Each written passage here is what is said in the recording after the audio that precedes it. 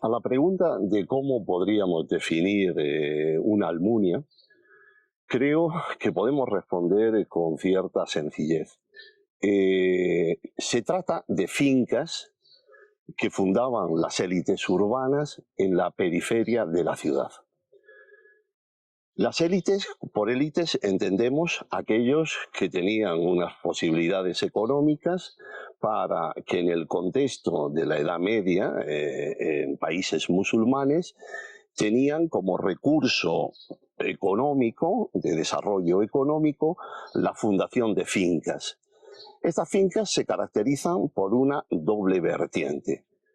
La primera, de carácter profundamente productivo. Son fincas en donde se pone en explotación nuevos espacios irrigados, incluso también de secano, y que servían a estas élites como lugares también de esparcimiento. Podemos resumirlo en que se trata de espacios productivos y de lugares de recreo. Esas élites que construían, que fundaban estas fincas como recurso económico, las utilizaban por la relativa proximidad al núcleo urbano donde estaban estas élites como lugares de esparcimiento, como espacios para construir una segunda residencia en donde, en función de su estatus, no por élites tenemos que entender desde el sultán, el califa, los gobernantes en general, y también aquellos que tenían recursos económicos debido a la actividad comercial y podían permitirse desviar parte de sus beneficios a la expansión de espacios agrícolas de ciudades. Tenemos que contextualizar esta creación de las élites en un contexto de desarrollo urbano.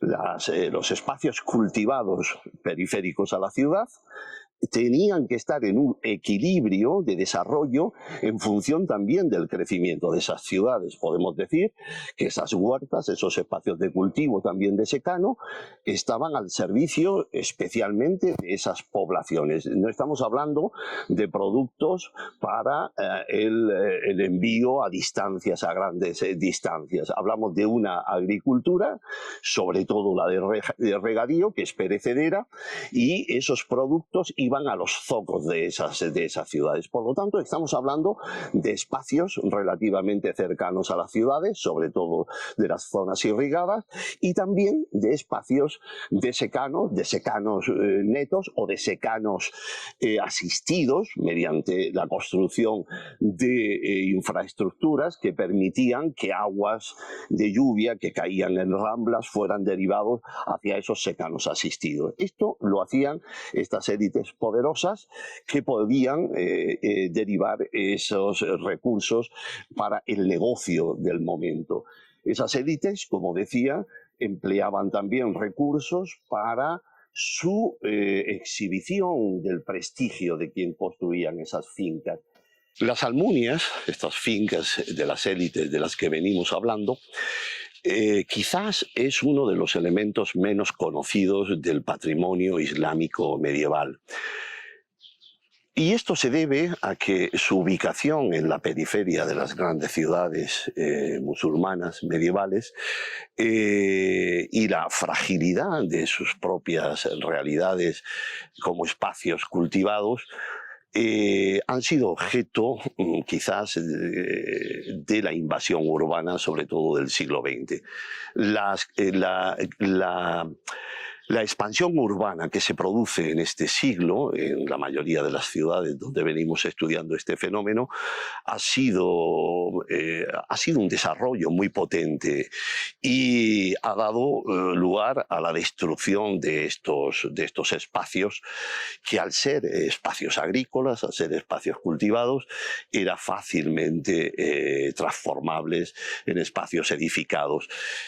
Lamentablemente, esta expansión urbana los ha destruido en la mayoría de los casos y apenas se han conservado sus edificios más representativos, que identificados por su valor patrimonial, artístico, histórico, en algunos casos se han conservado. Tenemos, por ejemplo, el caso de la propia Aljafería de Zaragoza o el Alcázar Genil en Granada o la Dara Sugra de Murcia dentro del monasterio de Santa Clara la Real, o la Bujaira de Sevilla. En estos casos, y en la mayoría de los que conocemos, ha desaparecido la finca por esta expansión y solamente nos ha quedado algunos de los restos palatinos y en otros casos algunas de esas infraestructuras, la alberca, por ejemplo, en el caso de la Bujaira. Los escasos ejemplos donde se han conservado relativamente bien, tenemos el Generalife de Granada y el Agdal de Marrakech. Quizás sean las dos fincas que han mantenido sus espacios cultivados y que siguen en la actualidad conservándose. El ejemplo paradigmático de conservación y quizás de la mejor política de mantenimiento tanto del edificio como de las huertas es el Generalife de Granada. En el resto, insisto, o han desaparecido y solamente nos quedan, como decía, algunos de esos restos arquitectónicos.